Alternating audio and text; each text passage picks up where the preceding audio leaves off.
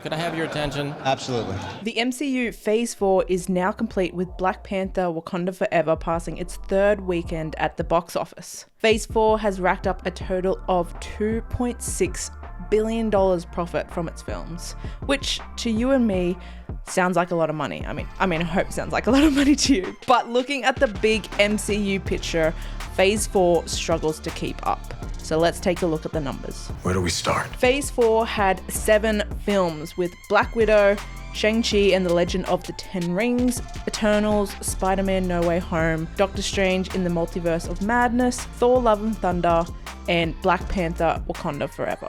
Now, the total budgets of all these films put together gives us a total of $1.4 billion. That's $1.4 billion they spent to make these films. And the total box office revenue from all these films combined is $5.5 billion. That is include $67 million that was reportedly made on Disney Plus with the release of Black Widow. Now, to get a true understanding of the profit and loss of a movie, we have to take into consideration marketing and distribution, which is usually 2 to 3 times the production budget. So taking that into consideration, the total profits for the Phase 4 films is $2.6 billion.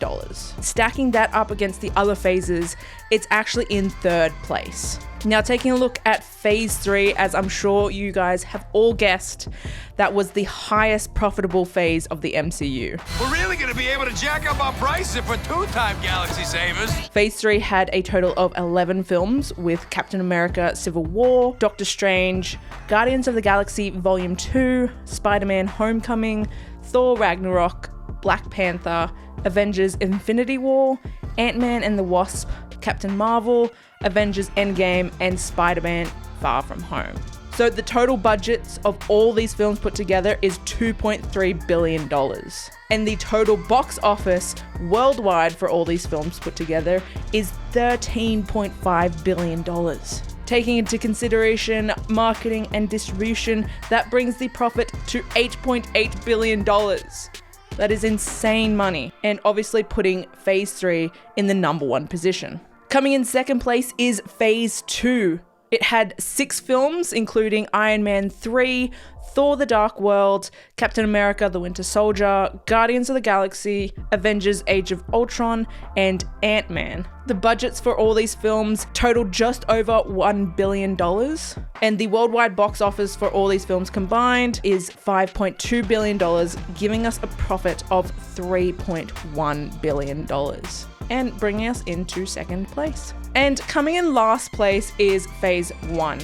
Now, granted, Phase 1, obviously the start of it all, this is where the audience was built, so you can kind of understand why it's in last place. We were just tiny. But let's take a look. Phase 1 had 6 films, with Iron Man, The Incredible Hulk, Iron Man 2, I have successfully privatized world peace. Thor, Captain America, The First Avenger, and Marvel's The Avengers. The total budgets for all these films was just under $1 billion at $957 million. And the total worldwide box office numbers for all these films was $3.8 billion, giving it a profit of $1.8 billion. But it doesn't end there, because as you all would know, Phase 4 introduced TV shows into the MCU. What does it feel like?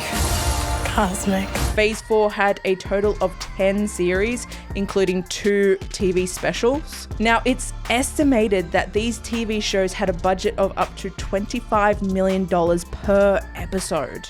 So, taking that into consideration and calculating the number of episodes from WandaVision, The Falcon and the Winter Soldier, Loki, What If, Hawkeye, Moon Knight, Miss Marvel, She-Hulk, Werewolf by Night, and the Guardians of the Galaxy Holiday Special, that brings the total budget for all these shows at $1.4 billion. Now, let's take the total profits from the films, which is $2.6 billion, and subtracting the series budgets leaves us at a profit of $1.2 billion, making it the least profitable phase in the MCU.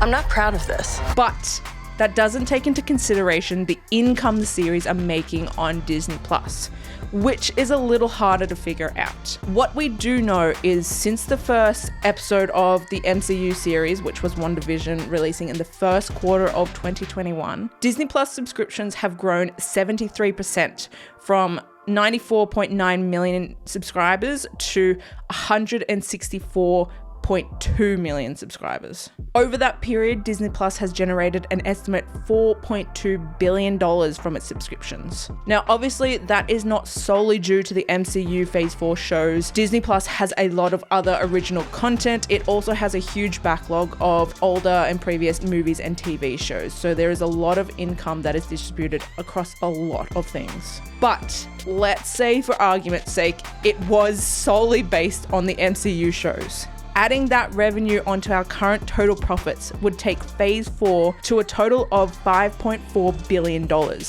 which still wouldn't bring it into first place.